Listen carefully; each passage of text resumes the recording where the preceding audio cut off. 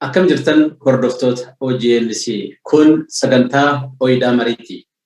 Sagantaan keenya Oyidaa Marii har'aa sochii hawaasni Oromoo biyya Sweden tibbana taasise irratti kan xiyyeeffatu ta'a. Akkuma beekamu tibbanna hawaasni Oromoo biyya Sweden magaalota yookiin ammoo naannoo adda addaa jiraatu walitti bahanii sagantaa tokko qopheeffatanii turani. Sagantaan kunis hiriira nagaatii fi marii paanaalitiin kan gaggeeffame ture. Hirmaattota qindeessitoota sagantaa kanaa keessaa keessummoota lama toora Zoomiitiin marii gabaabduu taasisuudhaaf qabadhee dhiyaadheen jira.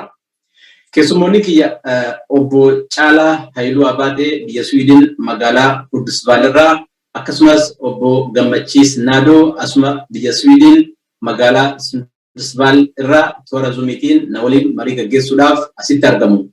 Egaa gara marii keenyaatti osoo hin ceenen dura affeerraa OGNC'n isinii godhe qeebaltanii sa'aatii qabdanirraa hiftanii marii gabaabaa nu waliin taasisuudhaaf toora Zoomiitiin asitti hirmaachuu keessaniif maqaa OGNC'tiin fi maqaa daawwattoota keenyaatiin galatoomaa isin jedha baga nagaan dhuftan. Isinis galatoomaa nu kabajanii nu affeeruu keessanii fi miidiyaa kanarratti galata qabdu. Yaa fayyaa ta'a horaa bulaa deebanaa. Hayyee galatooma egaa akkuma jalqaba irratti beeksise keessummoonni obbo Caalaa Haayiluu Abaatee fi obbo Gammachiis Naadooti. Egaa gara marii keenyaatti ceena. Kallattimaan egaa akkuma seessarratti ibse tibbana hawaasni Oromoo biyya Sweden magaalaa adda addaa jiraatu hiriira nagaatii fi marii paanaaliitiin tumsa yookiin ammoo guyyaa gootota Oromoo fi haala uummanni keenya irra jiru ilaalchistanii sochii gaggeessitantu jira. Maal sagantaan kun akkamiin qopheessitan maal irratti xiyyeeffata? Obbo Gammachiis irraa osoo eegale. Tole hedduu galatoomaa. Waamichi kun waamicha akkuma jettani sagantaa sadiitu geggeeffame. Sagantaan kun inni tokko hiriira nagaa uummata keenya dhumaa jiru sanyii duguuggaa uummata Oromoo irratti raawwachaa jiru. Haala amma Oromiyaa keessatti deemaa jiru lola yeroo dheeraadhaaf guutummaa Oromiyaa keessatti deemaa jiru. Baanii mormuudhaaf fi sagalee dhageessisuudhaaf hiriira nagaatu ta'ee akkasumas ji'i keessa dabarre kun ji'a ebelaa guyyaa gootota Oromooti. Ebela 15 haalli yeroo darbe ji'a darbe kana keessa Roomadaanaatu ture waan ta'eef hiika Roomadaanaa boodatti as harkisnee guyyaa gootota Oromoo kabajannee akkasumas kitaaba Booree imala karaa dheertuu jedhamu haala qabsoo bilisummaa Oromootiif waan garaagaraa irratti barreeffametu eebbifame. Egaa kana sadan walitti qindeessuudhaan guutummaa biyya Siwiidinii keessa Oromoo jiruu fi naannawaa ishee naannawaa Siwiidinii jiranii waamicha gochuudhaanii irratti hirmaannee sagantaalee kana geggeessinee milkiin xumuranneen jedha. Hayyee galatooma gara obbo Caalaattan deedaa hirmaattonni eessaa dhufanii maal fa'aa irratti mari'attan? Yaa hedduu galatoomii obbo Jamaalee. Waan baay'ee isaa egaa wanni Jaal Gammachiis kaasee jira. Irra caalatti qophiileen kun kaayyoo gurguddoo sadii haa qabatu malee ammoo kaayyoon isaa guddaan haala Oromoon keessa darbeef jiruuf egeree Oromoo akeekudha. Waan keessa jirru ka keessa dabarre ka itti immoo dhufuutti jirru hayyoota itti affeerree namoota muuxannoo jireenya itti qaban akkasumas immoo kallattiidhaan dirreerraa waan waraanni bilisummaa Oromoo fi sabni Oromoo keessa jiru ka agarsiisudha. Waamichi kun qophiin akkuma Jaal Gammachiis jedhe xiyyeeffannoon guddaan guyyaa goototaa guyyaa ilmaan Oromoo guyyaa cabanirraa hanga yoonatti wareegamaa jiran yaadachuudha. Shinnigan akkuma jirutti ittiin kaate haa ta'uu malee kanaaf guyyaa kana sababeeffannee qophiileen haalli amma Oromoon keessa jiru kan itti callisnu miti kan callisneetuma teenyee laallu miti yeroo baay'ee namoonni hubannoo laafa qabaachuudha addunyaan nun dhagahu jedhaniituma harka maratanii ta'an. Garuu haa xiqqaattu isaa guddattus sagalee ofii dhageessisuun asitti qofa osoo hin taane gochaan Oromoon biyya alaa jiru kun godhu biyya keessatti dhiibbaa mataasaa qabaata. Kanaaf sagalee sana ta'uun Oromoon wal argee akka hiriira mormii tokko waan Oromiyaa keessatti deemaa jiru nama hedduutti himuun barbaachisaadha miti. Oromoo walitti himuun garuu immoo irra deddeebinee laala deemaa jiru, dararaa deemaa jiru kana wal quba qabaachisuun baay'ee bareeda waan ta'eef itti sanas dhiifama sagaleen ana biraa jeequmsa qabanatti fakkaata. Kanaaf rakkoo sanaa agarsiisuuf jennee baatii bitootessa keessa sagantaan kun kan itti yaadame. Sagantaa kana akkasitti yaadnee Oromoonni biyya kana keessa jiran kan biyya Suwiidin keessa magaalaalee fi baadiyyaas haa ta'u iddoo hunda jiran akka irratti hirmaatan akkasumas naannawa kana Iskandinaviyaa biyyoota Iskandinaviyaans jiran Noorweey, Deenmaark, Fiinlaand irraa akka dhufan affeerree biyyoota adda addaa irraa namoonni dhufuuf saganteeffatanii turanii haalli isaan daangessee hafan jiru. Fakkeenyaaf Hoolaand irraa namni dhufuuf ka'e ture, Swiizerlaand irraa namoonni dhufuuf yaada turanii, Jarman irraa, UK irraa garuu haalli ammee isaan mudatee garuu karaa Noorweey irraa dhufan jiru. Egaa walumaa galatti ilmaan Oromoo fi deeggartoota qabsoo bilisummaa Oromoo hundumaa irratti affeeramee jecha. Kanaaf akkuma gammachiisee tokko guyyaa goototaa kabajuudha. Lammaffaa eebba kitaaba Booree imala karaa dheertuu jedhu kan gammachiisee bilisummaan barreeffame. Akka baayogiraafii jechuu dandeenya yookiin immoo seengulummoo isaa kan jireenya qabsoo keessatti dabarsee nama ijoollummaa isaa irraa hanga yoonatti waraana bilisummaa Oromoo keessa ture. Miseensa waraana bilisummaa Oromoo durii fi waan qabsoo keessatti keessumaa dirree keessatti maaltu akka qabsaa'ota mudachaa turee fi keessa turan kan ibsudha. Kitaaba baay'ee bareeda. Egaa as keessatti hooggantoota fi hundeessitoota adda bilisummaa Oromoo ka turan kan akka Jaal Xahaa Abdii biyya Ameerikaa irraa jaarmiyaa fi naamusa jaarmiyaan qabsoo bilisummaa keessatti addunyaan keessa darbitee fi Oromoo maal fakkaata kan jedhu nu ibsanii. Jaal Dhugoomsaa Dhugaasaa nama rasaasaa jalqabaa yeroo Elemoo Qilxuu maqaa Abaawootiin yeroo jalqaban sana isaan wajjin bara dargaggummaa isaa dhukaasanii hambaa goototaa keessa tokko. Isaanis immoo sabni keenya haala keessa jiru kana keessa ba'uu fi qabsoo kana galmaan ga'uu fi irbuu shinnigaa fi irbuu ilmaan Oromoo irratti wareegaman Oromoon fuudhee akka deemu galma akka ga'u maal gochuu qaba kan jedhu. Akkasuma waraanni bilisummaa Oromoo immoo waan amma itti jiran maal keessa akka jiran diina wajjin akkamitti akka jiranii fi waraanni bilisummaa Oromoo ayinaa akkamiitiin akka socho'aa jirullee nu ibsanii jecha. Sana booddee akkuma ati baante paanel discussionii fi workshop qopheessinee turre amma tokko gaa namni hirmaannaa adda addaa godhanii akkasitti qophii bareedaa akkasumas agarsiisa aadaa Oromoo godinaalee Oromiyaa guutuu ijoolleen dargaggoota agarsiisanii hedduu namni dhufee gammachuu guddaadhaan gaggeeffamee ture Jamal. Hayyee mee gara kitaabaatti deema marii bal'aa gaggeessuu deemna. Kitaaba kana eenyutu barreessee qabiyyeen isaa hoo maali? Obbo Gammachiis osoo na ibsitanii. Tole kitaaba kana kan barreesse anuma kitaabi kun qabiyyeen isaa dhimma akkuma Jaal Caalaan amma jedhee dhimma qabsoo bilisummaa Oromoo keessa bu'aa bayii qabsoon bilisummaa Oromoo keessa darbee maaltu ture maaltu jira maaltu fuulduratti dhufa kan jedhu kanatti ibsaa. Akkasumas immoo kutaa sadii qabaa. Kutaan tokko isa kana ibsaa. Kutaan tokko immoo gootota Oromoo kan dagataman gootota wareegaman hedduutu jira. Isaan dagatamanii fi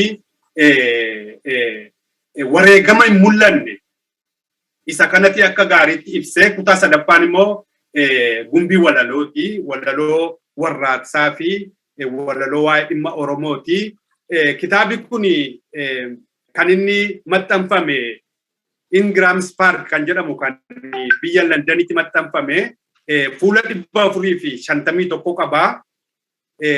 Kitaabni kun kana fakkaata. Walumaa gala garuu adeemsi qabsoo bilisummaa Oromoo keessatti wareegamni kaffalame haga amma namni haasa'u kana haga namni beeku kana wareegamni mul'anne hagam gootonni wareegamanii maqaan isaanii dhaabne hagam gootonni beekaman immoo hagam. Haa ta'uyyuu malee namoonni akkuma garaagaraattis gama keenya hin barreessitaan kunis gama isaanii hin barreessaa waa'ee goototaa kana suuraa nama tokkoo fi goota tokkooti barreessanii dabarsuu garuu walitti qabamee sirriitti bifa kitaabaatiin qindaa'ee goototi seenaan isaanii barreeffamuu yaaluu itti fufuu qabna kan jedhuu fi walumaa gala qabsoon bilisummaa Oromoo kan adda bilisummaa Oromootiinis dhaabota garaagaraanis geggeeffamaa ture. Maal eessatti gufachaa ture maaltu isa mudate akka hin tarkaanfanne akka Oromoon hin bilisoomne akka Oromiyaan hin walaboomne maaltu dhorke gufuu kamiitu ture kan jedhu itti bu'eetumaan barreesse namni sodaachaa ture keessa seeneen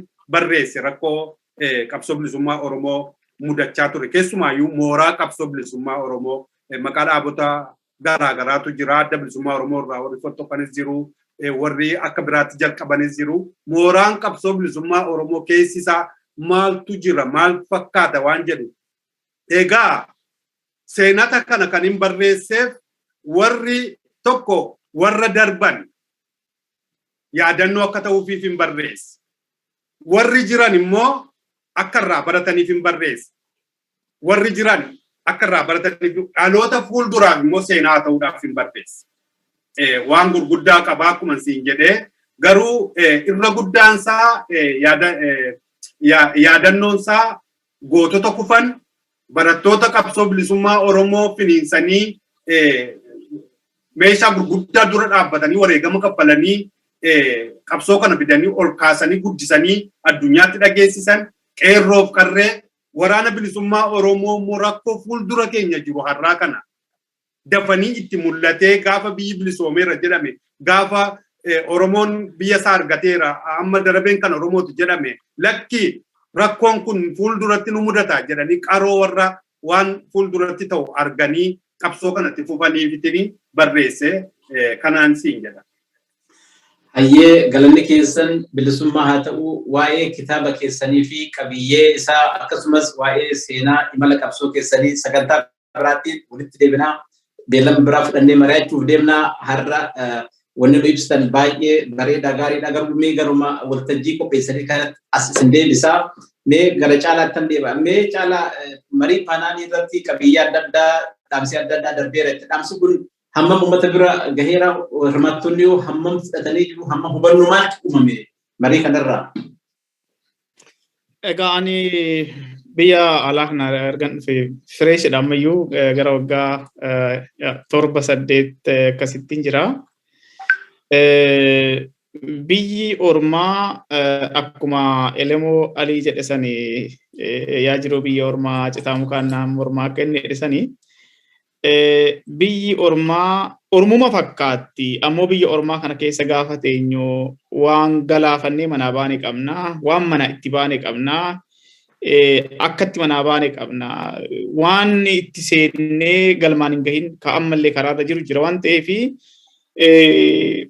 osoo carroomnee Oromoon guutuun silaa biyya kana jiru gama tokkoon karaa hundaanis ilaaluun bareedaadha namni hundumtuu haala adda addaa keessa jira jireenyi biyya ambaa rakkiftuudha. Isa tokko yoo mijate isa tokkoof hin mijatu haalli hojii nama adda addaa inni kaan odeeffannoo kana iyyuu hin dhageenye ta'a. Nuti ammallee qabsoon keenyas wantoota hedduudhaan sabiyyummaa keessa jira Oromoon kan arguttu. Sababni isaa communicationin yookiin immoo qunnamtiin Oromoon qabamayyuu laafadha.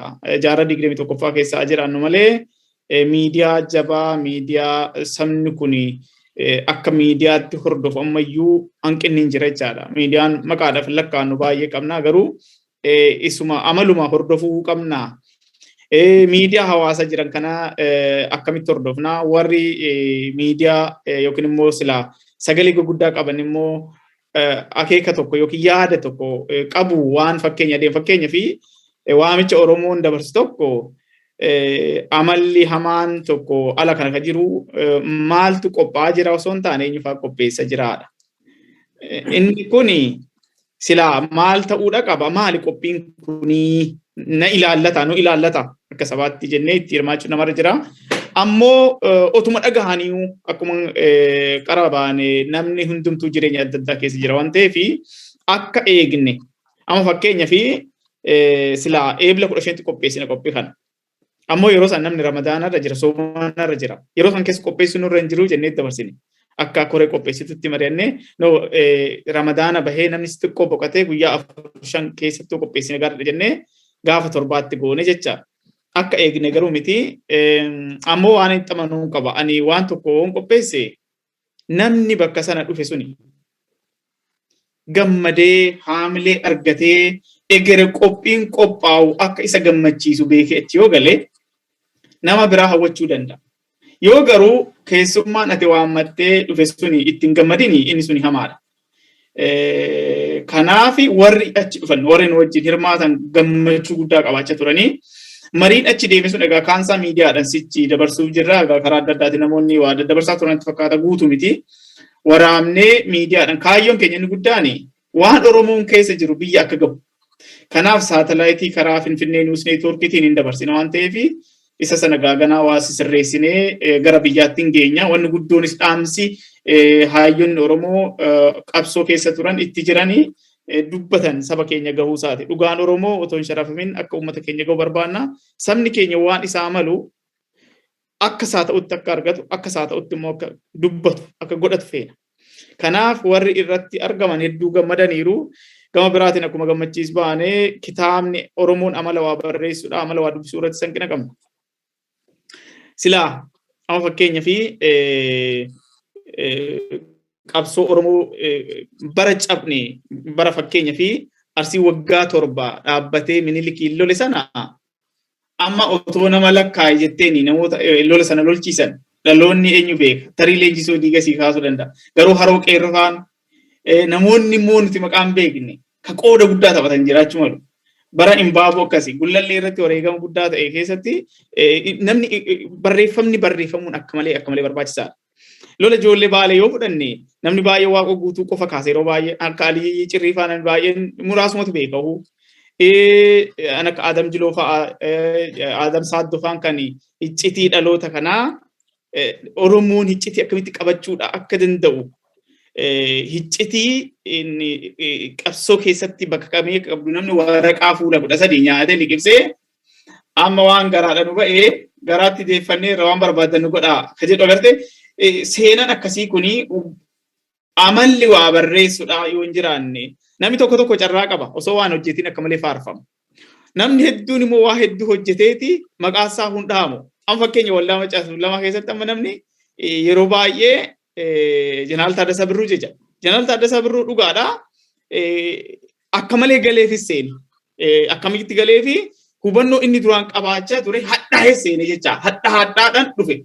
Namni garuu akka inni hadhaa'u kana waa goggochaa ture. Waan Oromoo kana walitti fiduudhaan waanuma mallattoo asxaa Oromoo walitti qabaa ture namni akka Hayilamaariyaam Gammadaa namni baay'een hin kaasu. Namni baay'een namni tokko carraa qaba. Garuu barreeffamuun baay'ee barbaachisaadha. Dhaloonni sabni seenaa hin qabne akka bishaan gabatee irratti gara argitti jallata. Seenaan keenya barreeffamu warri waa barreessan dhugumatti galata qaba gammachiisi. Namoonni hundumtuu biyya kanaa argitanii ta'e namni tokko fakkeenya asii bakka wayii deemee dhufeeti fuula 15 illee kitaaba dhee maxxansiisa biyya Awurooppaa kana. Barreeffamni vaaliyuu inni qabu gatii inni qabu waan baraniif nuti ka barreeffames hin dubbisnu kaanis immoo haamileetti hin qabnu. Egaa kun hundumtuu aadaan kun jijjiiramuudha qaba haa ta'uti garuu dhaamsichi namoota dhufan gaheera namni dhufan itti gammadaniiru marii bareedaa ture. Egaa kaansaa immoo gara fuulduraatti akka faca'u hin goona dhaabbataa miti jechuun asumatti hafaa jechuu miti irra deddeebinee Oromoon biyya keessa jirru biyya jirru yoo dhuguma dhibeen Oromoodhaan dhukkuba ta'e wajjin dhukkubsachuu qabna. Yoo dhuguma cabni keenya tokko ta'e wajjin okkoluu qabna. Okkollee immoo akka cabnee nafne dhidhiibbannee fayyinee galma yaanne akka geenyu wal danda'uu walitti dhufuu walii obsuu Oromoon gaafa dura wal faana ture heera 30 hambaa wajjin jiraata ture. Hamma feeti ati hamba jechuun warra akeeka takka qabu warra tiruu takkaa warra hidda takkaa warra kaayyoo takkaati waan ta'eef badii feete hoo dalagdee yeroo 10 otuma arguu irra sii darba. Namatti ni musii dhoksa jecha iccitiidha. Yeroo 10 immoo obboleessa kiyya, tiruu kiyya, lafee kiyya akkasii mitii siin jedha.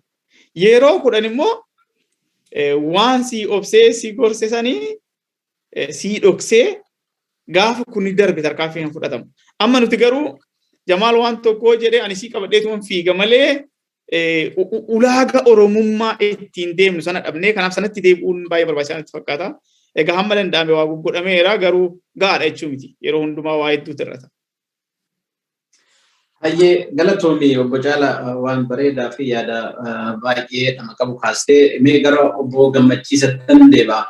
Egaa haalli uummanni keenya biyya keessatti keessa jiru yoo laallee hedduu waan nama suukanneessaa fi haadhaa fi abbaa daa'imman irraa ajjeesaa jiru, namoota halkan baasanii fixaa jiru, waraanni akkuma jiru Oromoo irratti labsamee Oromoon diina waliigalaa qaba malee walii diinaa miti.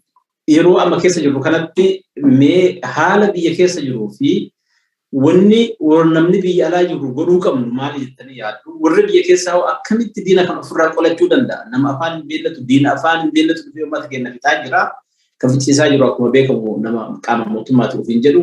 Mee maaltu godhamuu qaba jettanii obbo Gammachiis? Tole hedduu galatoomii mee waan Caalaan jedhe irratti waan tokko dabaleen itti ce'aa akkuma Caalaan jedhe namoonni dhufanii gahoodha namoonni tilmaammanne dhufaniiru warri dhufan kun gammadaniiru maalitti gammadanii qophii amma geggeeffame kana akka gaariitti haa dhaggeeffatanii haa ilaalanii haa hubatanii itti haa gammadanii irra caalaa kan isaan itti gammadan hogganoota waraana bilisummaa Oromoo dhiyeessineetu waan keessa jiramu itti dubbatan wanti sun uummata sana garaa raaseera maal keessa jira uummanni Oromoo waraanni bilisummaa Oromoo ofii isaaniitii fi kufanii kuffisuudhaaf waadaa seenaniitu lolaa jiru waan ta'eef waa'ee isaanii dubbanne isaan garuu waan uummanni Oromoo keessa jiru faana uummata Oromoo irra gahaa jiru sanatti warra biyya alaatti dubbataniitu waan gurguddaatti dubbataniitu rakkoon Oromoon keessa jiru kuni rakkoo xixiqqaadha maayini hubannootu hin jiru malee rakkoo xixiqqaadha garuu immoo lolli deemaa jiru waliigala Oromoo irratti deemaa jira waan ta'eef Oromoon garaa bal'atee wal ta'ee roorroo uummata isaarra gahaa jiru bira wal bira dhaabbatee tokkummaadhaanii keessa darbuu qaba daddafee injifachuu qaba Oromoon humna guddaa qaba humna guddaa qabu kanaaf immoo dhiyeessii barbaada dhiyeessii argatee naan bilisummaan isaa yeroo dhiyootti isa jedhu isa kanatti gammadaniiru ishee kanatti dabaluuf jedhee waan ati jette kanarratti tokkoffaa waan jechuu barbaadu uummanni Oromoo fi Oromoon ala kana jiru keessumatti Oromoon biyya jirullee gubachaa jira waan ta'eef nama bidda keessa jiru akka waan abiddi ta'e ni beeka. Oromoon ala kana jiru xiqqoo afaan faajjaa maaltu afaan faajjessee jira Oromootu biyya qabatee jira darbeen kan Oromootu biyya bulchaa jira warri jedhanii ammarraa illee afaan faajjaa jiran jiru. Inni kun baay'ee irratti hojjechuu barbaachisa keessumaa yoo karaa beektotaa karaa miidiyaatiin Oromoo waan keessa jiru rakkoo Oromoon keessa jiru irra deddeebi'anii keessumaa uummata ala jiru kana beeksisuu barbaachisa. Walumaa galammaa uummanni Oromoo maal keessa jiratte uummanni Oromoo Oromiyaa waan jedhamuuf Oromoo waan jedhamu kun akka lafarraa badu daguggaa sanyiitu irratti geggeeffamaa jira. Daguggaan sanyii kun akkamitti irratti geggeeffamaa jira karaa baay'ee. Karaan tokko karaadhuma maqaa Itoophiyaa jedhamu kanaanii tokko yeroo tokko warra Tigraayitti duulanii cabsanii amma immoo lammata deebi'anii maqaa Itoophiyaa kanaanii Oromoo cabsuun Oromoo immoo akkamitti cabsuu caasaa mootummaan qabu hundumaa warra waraanaa dhaabbataa yookaan ittisa biyyaa warra liyyuu poolisii jedhanii warra milishaa jedhanii caasaa qabu hundumaa warra mootummaa eegan sana waan hundumaa sana walitti dabalatee humna isaa jabeeffatee haga dirooniitii fi xiyyaara miigii helikoofteraanii Oromoo dhabamsiisaa jira. Kanatti inni kun isa tokko qaama tokko. Warri Amaaraa immoo silayyuu Itoophiyaa qofaatti barbaadu isuma karaa sana geggeeffamaa jiru daguggaa sanyii sunu isaan hin quubsine garuu Amaarri immoo Oromoo cabsee lafa Oromoo kana qabachuu barbaada. Karaa Harariin, karaa Giddugaleessaan, karaa Wallaggaan, karaa Booranaa, karaa Gujiitiin daangaa babal'ifachuu qofatu hin taane Oromiyaa dhuunfachuu Itoophiyaa durii kana deebisanii ijaaruudhaa fi lola guddaa Oromoo irratti bananii jiru. Lolli Oromoo irratti baname kun egaa waan beekamu qabu Oromiyaa guutummaaf Oromoo irratti baname Shawwaati haga Walloo naanna'ee haga Asoosaa dhuma Wallaggaa kana ba'a kaaba kibba garasiiti hanga Wallooti kaasee hanga dhuma Gujii daangaa Keeniyaati kaasee guutummaa Oromiyaa kana lolaa jiru. Egaa uummanni Oromoo lolamaa jira olii gallisaa akka jirutti lolamaa jira. Uummata Oromoo lolli irratti labsame kuni lola qofa karaa tokko qofa iyyuu miti. Bifa biraa fakkaatu iyyuu malee amantii isaas dhabamsiisuuf irratti duulaa jiru. Amantii Oromoo dhabamsiisuudhaaf maqaa Islaamaatiin Islaama dhabamsiisuudhaaf gosa biraatu socho'aa jira. Kiristaan waan garaa garaadhaanii lola guddaa Oromoo irratti banamee jira. Lola irratti baname kana duraan darabee ture yeroo Gujii lolan giddu galeessatti badaan bu'an turan dhufaniitu Wallaggaan lolaa turan. Yeroo Hararii lolan Arsii immoo qofaatti lolaa turan darabee ture. Amma garuu guutummaadha. Guutummaa lola yeroo tokkoon Oromoo cabsuuti. Kanaaf maaltu eegama Oromoo irraa? Oromoonis ofirraa loluu qaba. Lolli kun yeroo hedduu waan tokko waan dubbachuu barbaadu Oromooni maaloo isiniin qixxaannee mirga ol qixxaannee isinii jiraannaa jedhee miliyoona 60 ta'eetu miliyoona 1525 kadhachaa ture. Maaloo isiniin qixxaannee jiraannaa jedhee kadhachaa ture itti deddeebi'ee kadhachaa ture. Kadhachuun rakkoon qabu maaloo nagaa barbaadna jechuun rakkoon qabu sun aadaa Oromooti. Garummoo keessa deemanii amma dhumanii lafarraa dhabamanitti kanaan deemu maqaa Itoophiyaa kanaan deemanii kadhachuun Oromoo lafarraa balleessaa jira. Ofii badanii immoo nama kadhachuun doofummaadha malee beekumsa miti. Maal jechuuf hin jedhee Oromoon ofirraa loluu qaba. Inni biyya alaa jiru kun humna isaa qeerroo, qarree, barattoota warra biyya keessa waraana bilisummaa Oromoo lolaa jiru kana wal ta'ee wal bira dhaabbatee akkuma warri Tigraay dirooni bitan.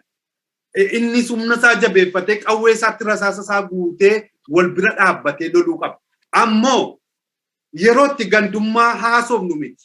Yeroo itti amantii haasofnu miti akka Oromootti dhabamaa jira. Ilaa Oromiyaatu dhabamaa jira. Oromiyaan gaafa dhabamtu ati Musliimaa jedhee qofaatti rukutuu miti. Yoo danda'ame amantii walitti buusuudha malee.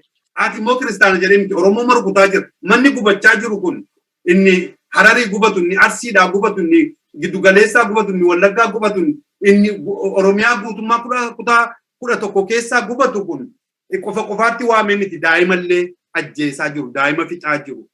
Dubartiin bakkeetti ulfooftee deessee da'umsaanii utuu da'uu deessee wannoon ta'in bakkeetti du'aa jiru. Kun Oromoon gandaa fi wannoo keessaa ba'uu qaba. Amantii keessaa ba'uu qaba. Yoo biyya qabaatan ganda qabu.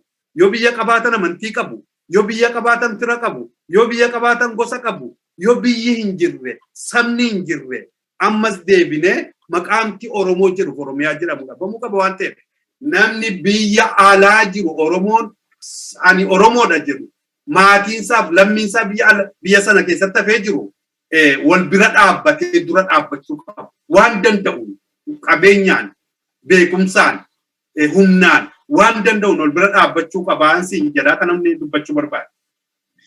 Ayyee galatooma ulfaadha obbo Gammachiis. Asirratti obbo Caalaan mee maal jetta? Akka Oromootti dhabamuuf deemna yoo Oromiyaan hin jiraanne jiraachuun keenya amantiin keenyas akkuma obbo Gammachiis kaasan hin kabajamu, namummaan keenya hin kabajamu, biyya jechaan miila jechaan kan ittiin lafa dhaabattu yoo miila qabaannee dhaabachuu hin dandeettu. Mee maal haa godhu? Uummanni Oromoo maaltu eegama jettamee akka ogeessa tokkotti? I think Oromoon jabaadha beektaa. Oromoon akka malee jabaadha. Oromoon otoo jabaa ta'uu baate qaata jilbiiffatee maaliifin kana jedhaa 2019 waan deemaa jiru kan argeetini akka nama waa barreessutti walaloo lama tokkoon barreesse. Inni tokko afaan Ingiliziitiin let me hear your truth dhugaa kee dhaga'uu ka jedhu ture. Inni sun afaan biyya kanaatiif gara afaan 5tti hiikamee baay'ee dubbifamaa ture. Gaazexaa adda addaa irratti illee maxxanfame asitti. Afaan Oromootiin Daawitii Seenaa ka jedhu kan biraa barreesse. laal yeroo Abiyyi dhufe sanii guddaan keenyas xiqqaan keenyas akka malee dhiichise. Dhiichisuu caalaa kansheesi keenya hubannoo keenya illee ganneetii laata maal barbaada turree Oromoo wanni inni itti dhiigee wareegamaa ture sun maalinni ka jedhu duugateeti. Inni kaan Abiyyi nabiyyiidha jedhee inni kaan Abiyyi bilisummaa nuu kennaa bilisoomni kun hundumtuu wallaalanii takka hin jenne beektota. Beekoo akka hin jenne waan isaan jala jiru arguu dadhaban.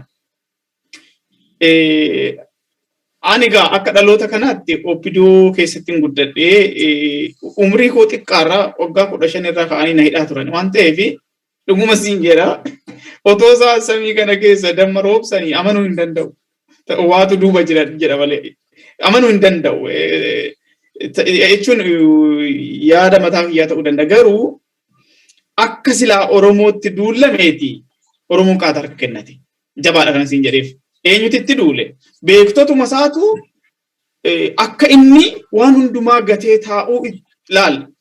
Beeki namoonni qabsoo kanarraa maqanii Abiyyi wajjin ta'anii namoota Oromoo dhiibba uumuu danda'an. Warri har'a aangoo adda addaa qooddatanii gorsitoota maarre jettuun beeku warra Oromoo biratti maqaa guddaa qabanii fi dhageetti guddaa qaban ka isaanillee warra kanatoo fayyadamnee Oromoo inuma cabsina jedhanii amanidha. Garuu Oromoon sanaa ol akka ta'e maniinsa galma akka hin geenye bareeti ijoollee isaan tuffatanii qawwee caccabduu qabdu jedhanii bosonatti hafte san wajjin beela'anii wajjin daaranii wajjin daakuu ta'aniiti isaan jabeeffatan. Kanaaf Oromoon jabaadha akka sabaatti. Ammoo Oromoon alaaf keessa jirru kuni lolli jiru lola Itoophiyaa fi lola Oromooti. Oromoof Itoophiyaan walitti araaramuun isaanii ani natti mul'atu dhuguma siin jedha. Namoonni baay'een tarii peesimistii ta'uu danda'anii dhugaan jiru ijaarsa impaayera sanirratti rakkoo jira waan ta'eef isarratti walii galuu hin dandeenye. Biyya tokko gaafa ijaartu kaleessa irratti walii galteeti kan har'aamoo wajjin dubbatteeti kan boru wajjin saganteeffatta. Kakalee irratti walii galuu hin dandeenye. Kaarraatti irrattis walii hin galtu. Gara fuuldurattis akkamitti deemtanii kana lachuurra tarkaanfatti deemuu hin dandeessu. Agartee yeroo yuunivarsiitii ture ijoollee Amaaraa wajjin ani wal dhabeen beeku. Ijoolleen keenya isii ati zaranyaa maarre jedhanii yeroo hundumaa si hamatanii maaliif isaanii ni takkaa waliin dhabnee naan jedhan. Ani seeraan baradhee afaan seeratiin legal personality waan jedhamu jira. Legal personalitiin kun jechuun namni legal personality kasiin kennine akkamittiin ani wajjin haasa'a dura warra bishaan keessa baate siin jedhanii sammuu isaanii keessatti yaadu wajjin maaliin diskeshinii godhameen. So takka isaa wajjin diskeshinii qabaadheen beeku amma Oromoon uummata kana wajjin diriirii yookiin immoo araara yookiin immoo marii goonaa siin jedhu. Abiy Ahmed namni kan hubachuu qabu. Abiy Ahmed fira hin qabu ilaalcha malee. Oromoon kan hubachuu qabu. Amaaratu maarre godha amaarre no. Inni saayikoopaatidha. Mataasaa keessatti Itoophiyaan kuni akkuma Awurooppaa keessa illee jira wanni kun maaliif piroofeesaroota hedduudha wal lolaan ture asitti yeroo yuunivarsiitii baradhu. Waa'ee Afrikaa haasa'aniiti Itoophiyaa is exception siin jedhu akka malee na guba beekta. Maaliif sammuu isaanii keessatti biyya kiristaanatii biyya oldii civilizationiidha biyya Awurooppaa durayyuu maarree fudhatte waan Christian Island waan jedhu kun sammuu isaanii xaxee akkuma ofii dhaloota isaanii xaxanii addunyaa kanallee xaxaniiru. Kun Oromootti xaxaa guddaadha. Oromoon kana hubachuudha qaba. Dippiloomaasiin Oromoo wanni hudhaa taatee fi gaafa waa'ee Oromoo dhaqxeettaa sooftu waa'ee Itoophiyaa sitti taasisan isaan. So afaan tokko dubbachuu kan dandeenyu hudhaawwan nutti jira rakkoowwan jiran kana gargar baafannee danqaalee keessatti hidhamnee jiru kana gargar baafannee kaleessa keenya ilaallee takka beektonni keenya uummanni miliyoonni dhiisi 60 jedhee odeessa namni 40tti gabbuutiidha ta'u. Sweden biyya miliyoona 9 addunyaa kana guyyaa guyyaatti hin beektawan baay'ee yuunivarsiitii jirta. Addunyaa kana akkatti isheen dhiibba irratti kumtu ilaali miliyoona 9 miliyoonni tokkoof wayii baqataa akka keenyatti. Sabni miliyoona 50 qabu. Sweden resource hin qabdu muka malee. Oromiyaan garuu qabeenyi isiin qabdu lakkaa'amee dhumu.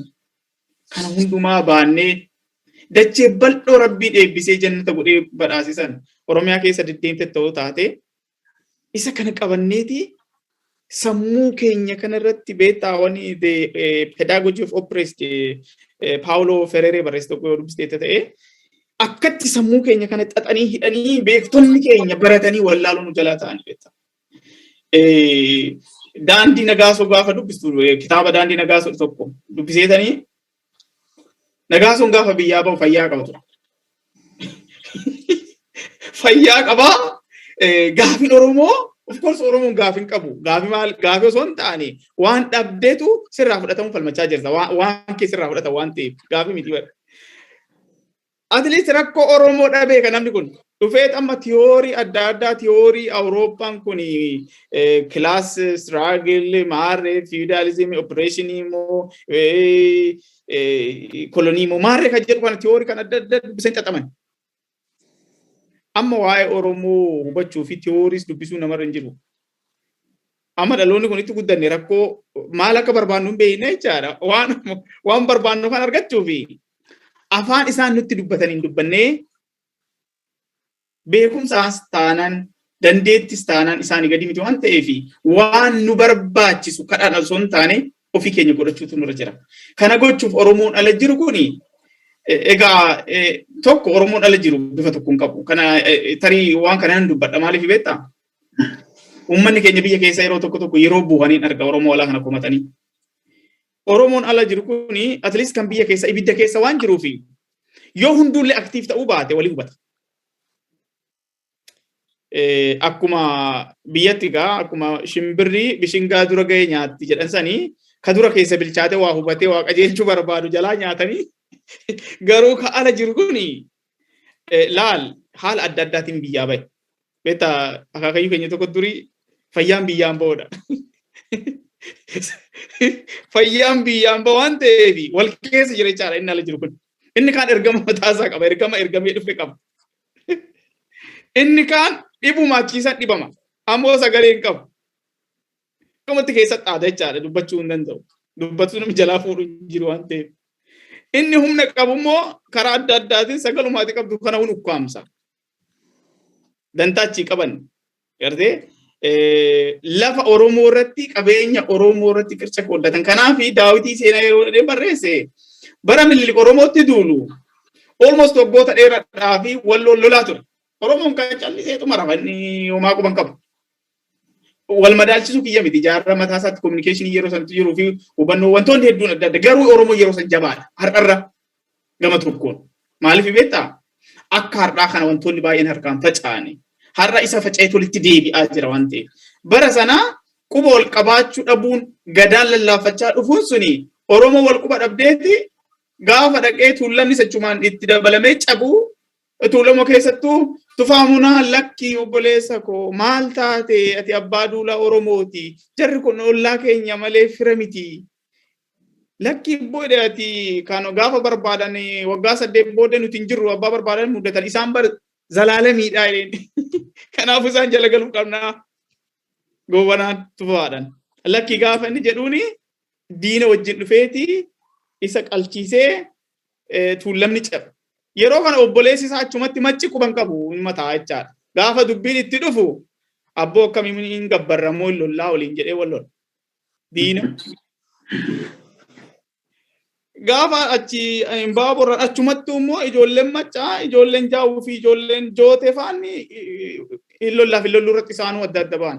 Ijoolleen gibee shanan gibee fi sagalan iluu fatansaa iluu nan lola dheetti falmate jechaadha. Abbaan Jifaar maaliif lolla dhiisi jeeti waan barbaade nama kenninaa fi nagaa barbaadna. Gaafa arsiidha qarsiin walii galeetiin lola.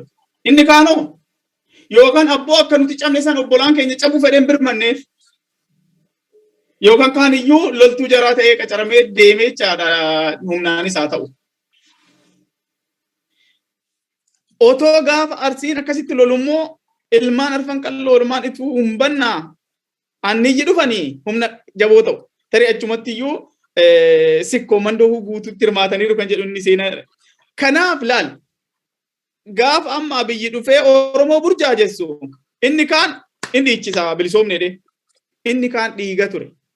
ajjeefamaa ture, hidhamaa ture, qe'een irraa gubachaa ture. Jaranaa Daawitii seena san duubatti haalaa luka jedhutu walaloo kanan barreesse. Akkas ta'utu dhufuu jira. Balbala keenya dhadha'uuf jira. Boru hunduu boohuuf jira. Wal faana haa boonyu. Burjaajiin Oromoo keessatti dhalatee gaafa Abiyyi seentiraal komitee isaanii godhanii filatanii akka inni piraayim ministeerii ta'u naa gala ture. Rakkoon kun akka dhufuuf jiru waa barreessee ture. Maaliifi akkuma amma godhamaa jiru kana Oromoon inni tokko bilisoomne Oromoo biyya bulcha siin jedha. Biyyi sun ka eenyuti? Akkamitti bulchan? Seera eenyutiin bulchan? Sirna eenyutiin? Sirna eenyutu mate? Seera eenyutu mateen? Diinummaan Itoophiyaa fi Oromoo jidduu jiru araara galchuu fi Oromoon dhugaansaa galuu fi qaba jechaadha. Biyya sana keessa immoo biyya dhugaan hin jirre keessatti nagaan hin uumamu. Kanaaf Oromoon akka waliigalaatti ala jirra waan ta'eef waliigalan alaagala waan ta'eef mataa walitti qabachuutu nurra jira. Rakkoo xixiqqoo hunda kobeessinee xooxessinee yoo jenne walirraa fagaata. Ammoo hiree biraan qaba. Aadaa tokko, saba tokko, afaan tokko, egeree tokko, biyya tokko qaba. Yoo kanatti amannee an Jamaal wajjin wanni walitti na buusu hin jiru. Jamaal kiyyeedhee Jamaal wajjin deemuu hin danda'a jechaadha. Dhiiga tokko hiree tokko waan ta'eef. Ammoo diinni keenya karaa hedduudhaan dhumarratti waan tokko si kaasaa bara 2019 gaafa guyyaa press freedom maal jennaan press freedom international press freedom day jennaan isa guyyaa press addunyaa jechuudha. Guyyaa walabummaa press addunyaa. Guyyaa sana Itoophiyaatti kabajamaa ture yaadattanii 2019. Biyya Swiidinittis akkasuma kabajadhanii gaazexeessa Maartin Shibee kan Itoophiyaatti hidhamee ture wal faana turre achi na affeeraniin dhaqe. Achumaanini bakka buutota paarlamaa biyya kanaatii fi fooriin ministeerii biyya kanaa achi turte wajjin haasa'aa turre. Exactly mana hidhaa wajjin turre biyya kanatti dookumentarii baay'ee hojjeteera waa'ee Oromoo irratti dhugaatti ammallee sagantaa kitaaba tokko wajjin barreessuu fi sagantaa qabna. Amma warra Abiyyi Noobelii akka badhaafamu muude keessa yookiin nomineet godhe keessa tokko taa'etii wajjin otoo haasofnu waa harkaa baate. Maal jedhe beektaa? Waan meeqa hojjetamee dhiibbaan meeqa godhamee still OLF is visible in politics naan jedhe. Narri fadhee beektaa? Naanani kolfeetini laaliin jedheen abaawoo dhoksuu yaadda yoo ta'e bara baraan dogoggoruma akkuma wanni jedhe Albert Einstein maal jedhe dogoggoruma wal fakkaataa gochaati irra deddeebi'anii gochuuni riizaaltii addaa eeguu osoo hin taane maraatummaadha jedhe. Insanity is just doing the same thing and expecting different results. Different results, yeah. Kanaafi addi bilisummaa Oromoo tarii namoota lakkaa'uu dandeessu abalufaan hoogganaadha sana miti. Dhibdee dhukkuba Oromoon itti dhukkubsatuu baatee deema waan ta'eef dhukkuba Oromoo sana wal'aanuu fi Oromoon haga keessa hin jiraannetti haga murteeffaniituma waan hin yaadina sana abjuudha. Waggaa tokko booddee namni sun dhiifama naan jedhe. Dhibeen Oromoodha keessa falaan baay'ee waan ta'eef Oromoon walitti dhufnee wal dhageenyee wal dhaggeeffannee OA waliin jennee yoon taane akka amma ofirroodhaan akka malee ofirraan baay'ee beektaa ilaalcha bashummaa fi ilaalcha faranjiituu sammuu keenya xaxeenu qabe beektaa. Amma nuti yookaan hin ormoomne yookaan Oromoon taane osoo ormoomne yaada Oromaa sanallee qabannee akka Oromaatti deemna isas nuun taane. Of taane immoo akka keenyatti deemuu hin dandeenye dhugeeffannoo Oromoo fi ilaalcha Oromoo saniin deemuu hin dandeenye. Egaa wanni gochuu dandeenyu maali? Akka haroon isin gogne akka raachis hin duune goone egeree saba kanaaf egeree keenyaaf yoo deemne gaariidha. Wal danda'u baay'ee barbaachisaadha. Oromoon biyya Swiidin keessa jirru please walitti haa dhufnu. Laata tarii namoonni waa hojjetan kun dhibee qabna yoo ta'e namoonni immoo taa'anii jiran itti dhufanii otoo hojjetanii. Beekan yeroo tokko tokko namni fuula haaraas barbaada bara. Amma tarii fuuluma wal fakkaatatti yeroo hunda uummata fuuldura dhaabbate sin uffata. So haala adda addaa jiru fayyadamnee Oromoo walitti dhufu akka dandeenya. Hawaasni Oromoo ijaaramuu akka qabu. waan tokko dhumarratti kan hin jedhu addunyaa kana keessatti ijaarsa hin qabdoota ijaarame hin qabdoota homaa gochuu hin dandeessu. Biyya kanatti argiteetta Jamaal nama 5 taate gaafa ijaaramte dhageetti qabda. Garuu nama 10,000 taate yoo jiraatte waan feete dubbatti namni quba sin qabu. Kana jechuun ijaaramuun gatii akka qabu baruufi. Nama keenya guddaa tokkotu 2017 abboo ijaaramuun jedhaan ijaarameera naan jedha. Lakkiin ijaaramnee ijaaramuu barbaada. Ijaaramuun akka malee ijaarsa dhabuu keenya tarraa qeerroon akkasitti faca'ee ijaarsi isaa bittinnaa'ee ijaarsi akka malee barbaachisaadha. Jaarmiyaatu furmaata nuu kenna waan ta'eef jaarmiyaa amanuu nu barbaachisa. Jaarmiyaa ilaalcha adda addaa qabaachuun rakkoo hin qabu. Garuu egeree tokko interest wanni common domination tokko dominate maal jennaan common interest yookiin immoo national common interest tokko yoo qabaanne jaarmiyaa gaafa jennu jaarmiyaa maqaa abaluu jedhumti. Ilaalcha dantaa waloo keenya dantaa Oromoo irratti walii galu. Kana nan baay'ise baay'ee dhiifamu. Waan bareedaa dubbatti caalaa waan dhama qabuudhaan sabbareedaa ijoodha waan ta'eef waan baay'ate jedhamu miti. Meeqa gara waltajjii keenya marii keenya gara gola buutti deemnaa gara obbo Gammachiisattan deebi'a. Gaamee jijjiirama yoo jenne waan Itoophiyaa keessatti kana jechaadha. Qeerrootu dhiiga dhangalaasee qeerroo kuma hedduutti dhabnee jijjiiramni kun akka dhufu godhamee egaa jijjiiramni dhufee ammoo wanni Oromoo irra gahe waan kanaan dura gahee hin beekne abbootii gadaa fuudhanii qaluu ajjeesuun seenaa Oromoo keessatti waan hin turre namoota nagaa fuudhanii bakka tokkotti qabanii ajjeesuun waan kanaan dura dhoksaadhaan gaggeeffamaa ture amma garuu ifaan gaggeeffamaa ture. Mee jijjiirama kana akkitti eegamee fi wanni ta'aa jiru kun akkamii wal biratti qabdanii ilaaltanii mee dhumarratti maal dhaamsa dabarsan jijjiirama kana wal qabatee Oromoon maal godhuu qaba?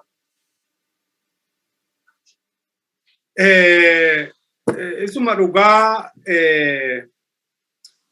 waan caalaanii sila jedhe keessaati fedhii giddugaleessaa fedhii waloo giddugaleessaa tokko qabaachuun barbaachisaadha. Jijjiirama kana waan itti yaadamne turre jijjiiramni kun sichi waan lolaan jijjiiramu waan akka ifama wannoodhaan dhaawwataan jijjiiramuu fakkaachaa ture garuu akkuma jette qeerroof qarree fi Oromootu yeroo tokkicha ka'ee humna guddaa humna wayyaaneen ittiin Afrikaa guutummaa sodaachifte. Gaafa Afrikaa sittiin fakkaatiin Afrikaa guutummaa sodaachifte. Biyyoota ollaa kana naannessitee hunda ishee cabsitee isa kaan lolaan isa kaan meeshaa gurguddaadhaan cabsitee waan garaagaraan cabsitee sodaachistee Oromoon fuuldura dhaabbatee dargaggoon Oromoo fuuldura dhaabbatanii cabsan. Egaa gaafa wayyaanee cabsanii biyyatti gashan rakkootu ture Oromoo keessa mooraa Oromootu faca'aa ture kaan jijjiirama jedhee cabeechi garas jira kaan adda bilisummaa Oromoo yeroo illee gargar cabee jira kaan amantiidhaan kaan gandaan Oromoon humni Oromoo humni beektotaa humni ala ture silaati waa jijjiiruu danda'u eliitii warri jedhan kun caccaboodha turan. Isaan caccaboon kun fedhii garaagaraa qabu turan. Akkuma silasiin jedhe warri fedhii Itoophiyaan kun akka jiraatu barbaadan jiru. Oromoon maal keessa jiraataa warri iyyaan. Warri kan biraan immoo waanuma fedhii isaanii dhuunfaa isaanii warri yaadaa turan jiru. Warri immoo ala kana keessatti murnuma gabroonfataa sanaan ijaaramanii jiran jiru. Warri kun hundumtuu gaafa jijjiiramatu dhufe jedhanii gaafa qeerroon meeshaa sana Oromoo irraa cabsee Oromoo irraa meeshaan sun gadi baqatu Oromiyaatti immoo maaltu duute namoota sammuun isaanii ofima isaaniifiyyuu walabummaa hin qabne namoota sammuun isaanii keessatti Itoophiyaan dulloomte duufe gandummaan duufe amantiin duufee fi gareedhaan ol qoodantu gara sanatti adeemaa dhaqe. Warri kun gaafa eenyutti laatama wanti kun jedhamuu fi gaafa oppiidiyoon of ijaartee haala jijjiirrattee isa sila wayyaaneetti dubbachuu sodaatte wayyaanee sodaattee taatufte gadi baateetu Oromoo kana amala isaa beetti waan ta'eef jijjiiramatti makamuu barbaadde afaan Oromoo haasa'uu jalqabde afaan qabsoo haasa'uu jalqabde afaan ummatichaa haasa'uu jalqabde gaaffii ummatichaa haasa'uu jalqaban warri gurguddaan akka lammaafa warri haasaa beekan warri haala kana qoratan namoonni gariin immoo dhagayetti qaban akka Jawaarfaa achuma keessatti jijjiirra jedhan rakkoo kanan furra jedhan humna Oromoo kana akkam bittonnoomnetti yaadan namoonni kun gaafa gara sanatti adeeman fuudhaniitu waraabessa kaa fuudhanii waraabessatti kennan. Maaliif waraabessa kaa fuudhanii waraabessatti kennan jedha? Warri Oromoo cabsaa ture Abiyyi faa lammaa fa'i. Abiyyiin faa lammaa fa'i eenyuun Oromoo cabsaa turan warra wayyaana ejjiin cabsaa turan beeki nama fira jiranaara wayyaanee tokkotu waan natti hime. Maal naan jedhee natti hime Oppiidiyoonii jedhe yeroo masana natti hime baay'ee walitti sinna turre waliin haasofna turre utuu akkas ta'e gaariidha Tigireef illee giree warra Tigirootaa kanaaf illee badiin ta'u rakkoon tokko tokkorra ga'uu mala borii utuu Oromoo kanatti siqanii nagaadhaan fixanii gaariidha waan jedhu waliin haasaa turre. Maal naan jedhee jeneraala tokkotu lammaa waamee dheekkameeti. Maal jedhee dheekkamee jennaan nuti Oromoo lafarraa fixuu barbaanna miti jiilchuu barbaanna malee Oromoon ajjeesinaan fixinaa gar malee hiinee jiilchuu orkuu warra waa balleessa malee akkasin deemta kanatti Oromoon lafarraa dhumaa Oromoo jiilchuu malee fixuun barbaadan jedhee. Eenyutu Oromoo fixaa ture isaan kanatu fixaa ture. Warri qaruutteenii fi warri tiika ta'ee Oromoo fichisiisaa ture warra har'a mataarra ba'edha Oromoo Abiyyiin faa warra Oromoo rukutaa turanii. Fuudhanii dhaqanii Abiyyiitti kennan. Kana maaltu godhe? Faca'insa keenya ala kanatti warri beektooti, warri qabsaa'oti, warri qabsoo keessa turan, warri ala kana turan faca'insa isaaniif tokkummaa dhabuu isaaniif ijaaramuu dhabuu isaaniitiif fuuldurri Oromoo maaltu jira, egereen Oromoo maaltu jira jedhaniitu yaaduu dadhabuuf tokkoomuu dadhabuuf Oromoon gara tokkotti deebi'uu dhabuutu kana godhe jechuudha. Ilaali adeemsa qabsoo keessatti kan warra kibba Sudaanii fudhadhu, kan warra Tigraay fudhadhu, kan warra Eritiriyaa fudhadhu akka itti deeman qabu. Rakkoon gidduu isaaniitti yoo isaan mudate diinarratti tokkuma isaan. Yeroo hundumaa diinarratti tokkuma. Rakkoon gidduu amma dheengadda warri wayyaanee rakkoon gidduu isaanii jira lolaa turan. Garuu gaafa warri impaayira kanaa dhaqanii cabsuu dhaqan tokko ta'anii bara. Oromoon amala sana hin baranne. Rakkoon biyya sana keessatti taa'aa jiru hundumtu Oromoo waliigala isaa akkuma sila jenne gandaan qooda miti amantiin qooda miti Oromoodhuma rukutaa jira waan ta'eef Oromoon tokko ta'utu irra jira jabaachuutu irra jira. Yeroon immoo murteessituudha. Gabaabseen dafee fixuuf jedhe. Yeroon kun murteessituudha. Yeroon murteessituudha gaafa siin jedhu gaafa qeerrooni wayyaanee cabse sana utuu yeroo argateera utuu yeroon sun hin dabarre yeroo argateera ta'ee taa'ee mari'ateera Oromoo wayitti ba'aa ture. Garuu yeroon murteessituudha. Yeroon sun jalaa badde. Har'allee yeroon murteessituudha bara. Har'allee Oromoon akka sabaatti illee walitti dhufuu qaba. Sagalee tokko dhageessisuu qaba. Sila maal jenne waa'ee walloo irratti hiriira nagaa kana irratti namni baay'een hin seenne namni baay'een akka barbaadnutti hin argamne jenne. Bari hiriira Oromoon Oromiyaa guutummaan dhumaa jiru. Oromoon kun hundumtumaa irratti hin argamne. Ollaadhaa yuumaan dhumne maa irratti hin argamne. Maal ilaalaa jira? Ani ganda koo qofatu rukutamaa jira miti. Ani Wallaggatti na ladde Wallagga qofatu du'aa jira miti. Harsiin du'aa jira fixaa jiru. Qoonqoon fixaa jiru. Lafa isaa gabbataa irratti akka qotatee hin nyaanne gochaa jiru. Booranni dhumaa jira. Walloon dhumaa jira. Gubachaa jira. Giddu galeessi dhumaa jira. Iddoo abbaa bor gubachaa jira. Hundumtuu gubachaa jira. Ani ganda koofiin gadi ba'ee hiriira ba'ame. Jamaal ganda isaaf gabba'ee hiriira ba'ame. Inni kun gandaa miti. Oromoodhaaf. Oromoon fitinaadhaaf. Oromoon kana beekuu qaba. Darbee moo wanti bubuutuun inni dhaqee ganda sana argatu biyya sana dhaqee argatu kunii fi wanti inni jaarratu kunii fi wanti Oromoo irraa fuudhanii biyyuma isaatti ittiin isa goyoomsan kuni kan dhaabbataa miti. Kan dhaabbataa miti. Isaan yeroo dhumaaf itti kennanii boriyyuu harkaa fuudhanii balleessu waan ta'eef dantaa kanaanis sobamuu hin qabnu yerootti dhimma ba'amuu nurra jira. Jijjiiramni nuuf hin dhufne.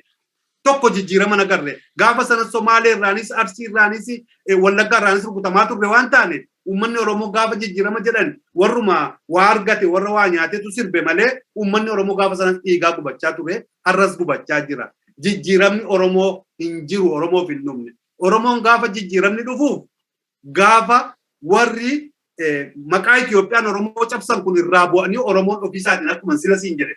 Booree keessatti barreesse gaafa Oromoon ofiisaatiin of bulche. Amantiin isaan kabajamaa, gandi isaan kabajamaa, namummaan isaan kabajamaa, wanti hundumtuu qabeenyi isaan kabajamaa. Gaafa sana hamma alagaa jala bullee alagaadhaan saba guddaa kana taanee alagaa irraati maaloo kana nuu kennaa jennutti tokko yoo waan argannu Somaaleen maalinni warri wannollee amma taate nu bushanii warri Walaayitaa Amaarri yeroo dheeraa nu bushe Tigree yeroo dheeraa nu bushe borimotari Somaaleetu amma jalqabaa jiran bushuu mala ittaansee immoo Beneeshangultu nu bushe alaa saba guddaa kana Beneeshangulillee cabsuuf deemi maaliif Beneeshangul akka warra Eertiraati humna qabdi waan taate kanaaf Oromoon maal gochuu qaba keessumaati yaani gara dhumaattan dhufaa warri ala jirru kun humna qabnu sana humna biyya keessaa qabnu sana sagalee ta'uu fi qabna qabeenya ta'uu fi qabna hidhachiisuu qabna yeroon isheen duraan darbin daddaffiidhaan tokko taanee akka Siwiidiniitti immoo an Oromoodhaaf waan annaaf cubbuu hojjechaa jirra uummata keenya irratti kottaa tokko taanee wal kabanyee waliin deemnee uummata keenyaaf sagalee taanaan jedha galatoom. Egaa mariin keenya har'a hawaasni Oromoo biyya Siwiidin magaalaa Stookholm akkasumas magaalota adda addaa jiraatu tibbana walitti bahee uummata Oromoo miidhaa dararaa duugaa sanyii uummata Oromoo irratti gahaa jiru san sagalee ta'uudhaaf qopheessitan ilaalchifneeti marii gaggeessaa jirru kanuma wal qabatee haala yeroo manni keenya keessa jiru ilaalchisee yaada tokko kaafnee mari'ataa turreerra. Egaa waltajjii keenya gara goolaabuutti deebina. Mee dhumarratti wanni kana wal qabatee kaasuu qabna jettan yoo jiraate daqiiqaa lama carraa dhumaa isinii kennaa kanaaf caalaa irraan jalqaba.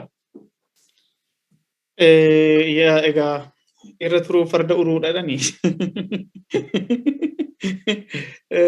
Oromoo mammaakee waan godha. Jechuun waan baay'ee jenneerra. Isa jenne waaqni qalbitti nu fuudhu. Oromoon yeroo hundumaa kaayyoo maaliif qabsoomne kan jedhu ilaaluu qaba. Kaayyoon keenya maali? Yeroo hundumaa waan hojjennu keessatti Oromoof hojjenne yoo ta'e kaayyoo maaliif kan hojjedhaa? Siyaasa Oromoo keessa hin jiru. Maali kaayyoon? Isni sun akka malee ilaalamuu qaba. Kaayyoo sana yoo beekne wantoonni xixiqqoon nu gowwoomsitu jechaadha. Fakkeenyaaf tarii hedduun keenya biyya keessa turre. Gaafa lammaanfaan akkasitti afaan gaggaarii dubbatan sana anaaf haaraan turre. Maaliif Junadi Saaddoon gaafa dhufu Oromoo gara 20 meeqa hiiksisi. Na yaada kutaa torbaffaan baradhaa ogas. Abbaan Duulaa afaan dubbataa ture ni beekna. Eenyu Toomsati Alamaayyoo Toomsaa nama ajaa'ibaa dhufe. So haaraa hin turre haarummaan isaa maali digital dhiiradha. Yeroon keessa turre sun yeroo akka malee odeeffannoon addunyaa irratti daddafee faca'uu fi waan isaan jedhan sun faca'aa ture. Kanaaf waan akkasiin dogorsisuu qabu nan gaafsa. Akka Oromootti kaayyoo keenya sana yoo beekne tokko eenyu akka nu dura dhaabbatu beekna. Eenyu wajjin hojjechuu akka dandeenyu beekna. Iskindirii gaafa as dhufee gaazexeessa biyya kanatu gaafate. Maaliif afaan Oromootiin akka Finfinnee keessatti hin barannee dhoowwitanii maaliif diddaninnaani kennamuuf hin qabu. Sababni isaa yoo isa kennineef isaan kan biraa gaafatanii they will ask more naan jedheedha.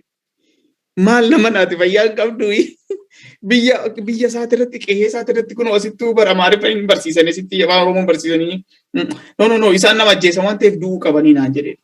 Hin gaddeedhi. Hubadhaa. Kun ilaalcha warra impeeriyaalistii warra Habashaa warra Abisiiniyaati. Amma kan nurra akka Abisiiniyaa miti. Oromoo mataan gabroomedha. Kanaaf isaan kan maal goona kan jedhu itti yaaduu qabna. Akka diyaasporaatti maal gochuu dandeenya nuti? Tokkummaan akka malee nu barbaachisa. Walitti dhufuun akka malee nu barbaachisa. Mariin akka malee nu barbaachisa. Wanni gochuu dandeenyu waa sadii. Tokko diinagdeedhanii qabsoo tinnisuu fi uummata keenya bira dhaabbachuudha. Laal namni siyaasa diinatiif itti fayyadamin malee namni gosaan jaaramee dhugumatti qabsoof ni oola yoo ta'e hammeenyaan qabu. Amantiin jaaramee saba isaatiif ni hojjeta yoo ta'e rakkoon qabu. Gandi nachariidha inni sana uumaa gochuu hin dandeessu. Naannoo dhalate jibbuu hin dandeessu. Garuu poolitikaatti gaafa fayyadamtu zeeroo ta'a. Zeeroo geemii ta'a. Faayidaan qabu. Hin geenyachi. Barni barbaachisaa gaafi barbaachisu. Silaa otoo Oromoon bilisoomte paartii ijaarranne maaliif ganda kee bakka bu'aan qabu ta'e paartiin hin jiru jechaadha si bira. Garuu amma achi hin geenye nuti. We are front fighters. Akkasitti yoo yaadne malee inni ta'u natti fakkaata. Kanaaf tokko diyaaspooraan advocacy irratti sagalee Oromoo ta'uudhaan miidiyaan akka malee barbaachisaadha. Miidiyaa irratti hojjechuu. Hawaasni Oromoodha sagalee akka qabaatu hojii advocacy, hojii dippiloomaasii, hojii faayinaansii irratti yoo hojjenne, miidiyaa irratti yoo hojjenne hojii guddaadha kanarratti haa hojjennuun siniin jedhaa. isinis warri OGMC fayyaa horaa bulaa deebanaa jabaadha. Fayyaa nu ta'a. Hayyee gara obbo Gammachiisattan deeba. Daqiiqaa lamaan keessatti isinis dhaamsa goolabaa nu dabarsa. Dhugaa dubbachuudhaaf waan an dhaamu caalaan dhaameera. Irran deebi'u sanni waamichanni Oromoodhaaf waan Oromoon gochuu qabu sadan sana dabarse waan sagalee ta'u waan dinagdee waan sana hundumaa dabarse irran deebi'u. Garuu waan an jechuu barbaadu tokko. Dirqiidhumatti ol jaallanneedhuma tokko ta'uu hin qabnu jedhu warri biyya kanaa.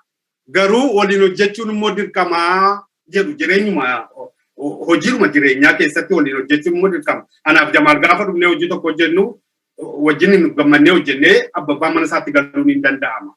Oromoo waan ni gochuu qabu tokko. Kottaa Oromoof sagalee taanaa jennaan eenyu abbaan fedhe awaamu Oromoon kun adda adda miti. Warri adda adda hubatan jiru. Warra naannoo akkasii warra amantii akkasii jechuun hin danda'amu. Garuu kottaa Oromoof sagalee taanaa jennaan dhannee Oromoodhaaf sagalee taanee deemuun barbaachisaadha. Hawaasa immoo ijaarrachuun barbaachisa. Hawaasi cimaan gadi ba'ee sagalee isaa dhageessifatu. Hawaasi cimaan rakkoon illee yoo irra ga'e biyyuma kanattuu warruma biyya kanaan iyyuu nuyi jirra dana jedhee waa dubbachuu danda'u tokko jiraachuu qaba.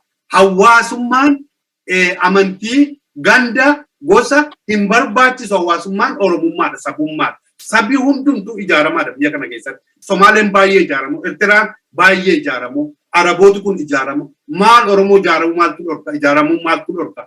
Akkuma walii galaatti akka biyya alaattis ta'u akka Siwiidinitti ijaaramuun gaariidhaan jedha. Isin immoo warri miidiyaa kun, miidiyaa JMC kun jabaadhaa hojii keessan kan akkasitti itti fufaa. Mana balbala hundumaa rukutaa. Waamaa Oromoo gadi ba'aa jedhaa. Oromoon gadi ba'ee dubbatee wal dhageessisee kunoo ergaa madhaamsa har'a dubbanne kana keessaa kan koo keessaa tokko kan caalaa keessaa tokko fudhachuu hin dhiisu. Akkasumatti walitti daddabalameetu mana guuta waan ta'eef waamicha kan akka dabarsitan galatoomaan jedhaa. Miidiyaan keessan haa jabaatu nu afeeraa irra isinii wajjin jirra waan dandeenyu. Hayyee obbo Caalaa Haayiluu Abaatee fi obbo Gammachiis Naadoo sa'aatii qabdanirraa nu iftanii haala yeroo uummanni keenya keessa jiru laachistanii akkasumas qophii tibbana gaggeessitan irratti waan dhaamsa dabarsitan Oromoo irraa waan eegamu miidhaa fi dhiibbaa duguuggaa sanyii uummata keenya irra gahaa jiru laachitanii uummata Oromoo birootiif diyaasporaa dabalatee dhaamsa nama qabu dhaamsa gaarii as dhuftanii nu dabarsuu keessaniif maqaa daawwattoota keenyaatii fi maqaa OGMCtiin ammallee irra deebi'ee ulfaadhaa horaa bulaa deebanaa isiniin jedha. OGMC'n ammoo sagantaalee adda addaatiin ammas irra deddeebi'ee waan isiniin hojjetu qaba. Waa'ee kitaaba obbo Gammachiis ilaalchisee, waa'ee kitaabota obbo Haayiluu ilaalchisee, imala jireenyaa qabsoo uummata Oromoo keessatti maal akka dabarsitan waan uummata keenya dargaggoota barsiisaa, waan maanguddoo barsiisaa, waan barumsataa sagantaalee hedduu waliin hojjechuu deemna. OGMC'n ammoo uummatarraa uummata kan hundaa'ee sagalee uummata Oromoo kamiyyuu amantaan naannoon maaliin osoo adda hin hin uummata Oromoo hunda bakka bu'ee sagalee taanaa uummata miidhame maraaf sagalee dhageessifnaa.